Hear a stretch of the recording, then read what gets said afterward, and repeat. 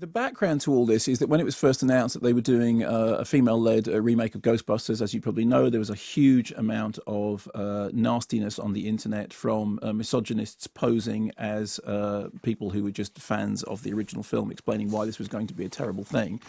And all that negative publicity seems to have backfired spectacularally, in as much as it sort of set the tone for the arrival of the movie, saying it was going to be a total disaster, that when people saw it, and the critics, particularly the UK critics, started publishing their reviews earlier on this week. Actually, the reviews were quite glowing, saying how funny it is and how smart it is, and how much it isn't what what the trolls had hoped for. The truth of the matter is that it's actually fine. But I have to be honest and say that I wanted it to be more than fine. What I wanted was for it to be something that was really so great that it absolutely, knocked all those critics into a cocked hat and just did its thing brilliantly. And when you look at the talent involved, director Paul Feig, writer Katie Dippold, and Kristen Wiig, Melissa McCarthy, I mean, just really, really sort of properly stellar talent. I wanted it to be fabulous. It's not fabulous. It's okay. And okay may well be good enough. There are plenty of laughs and plenty of chuckles, although it is rather uneven. Shall we hear a clip, which I think is fairly self-explanatory, in which the Ghostbusting team are experimenting with some new ghost-busting technology. This puppy I like to call a ghost chipper. Hollow laser technology sucks in the ghost and neutralizes it. Step up to bat and do what you're gonna do. You truly scare me. I just want to let you know that. I'm gonna just...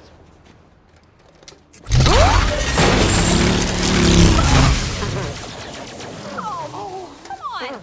Oh, it's like Mardi Gras in there. It's a proton glove. It's gonna maximize flexibility during hand-to-specter combat. Just give it a punch, it's motion activated.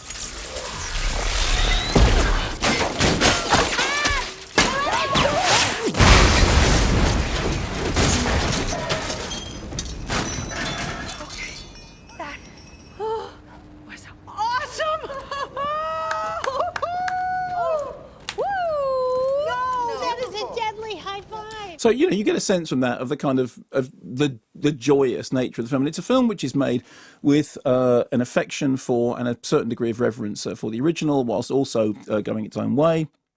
There is lots of laughs at the beginning. It starts very, very well, and there's a sort of House of Ushery backstory at the beginning, which I think in the first two what House of Usher. Just explain. For the House of Usher, Edgar Allan Poe. Just some backstory that reminded me of that. Okay. Okay. In the very, very first sort of like 5-10 minutes, the laughs came really sort of quick and hard, and there's some very funny, very dry dialogue and stuff, which is really smart. Then we get this nice setup that Kristen Wiig is this academic who wants to be taken seriously, but there's a book in her past about ghosts, which has suddenly reappeared because Melissa McCarthy has put it on the internet because she is actually in the ectoplasmic business, and Kristen Wiig desperately wants to put clear blue water between her and that stuff, but then when the ghosts come out and ghost busting is suddenly required, it's all back on board. There are some very funny turns. Andy Garcia is very funny. Chris Hemsworth gets this kind of I thought very entertaining role as the beefcake secretary, which is got a nice kind of role reversal, and it's a good gag and it's played well. And the individual chemistry between the four key players, I think, works well. There's exactly that. You've probably all seen that clip, which gets played quite a lot when they get out of the car, and then two of them say, "Let's go," but they say it. Oh no, you do it. You do the line. There's that. That's the kind of humor. But the problem is when you look at the overall structure of it, it is messy, it is scrappy. There's a weird thing about time shifting at the end, which is a kind of, going back to the glory days of Times Square, which I'm not entirely sure why or how exactly it works. There are sections in it in which it left me smiling and chortling, but not laughing out loud. And one of the weird things about the original is that the original worked on a number of peculiar levels. I mean, it was a very, very odd film, and there are moments in the original which are actually quite creepy. And what you got with this was the sense that It's fun. It's very easy to like, and I'm really glad about that. And I think it looks like it's going to do well at the box office, and I'm very glad about that as well. Not least because I think that there is no question that what happened in advance of its release was nothing other than bigoted, prejudiced trolling. And I'm really glad. I hope that the movie therefore does well enough to put that aside. I just wish that I absolutely loved it.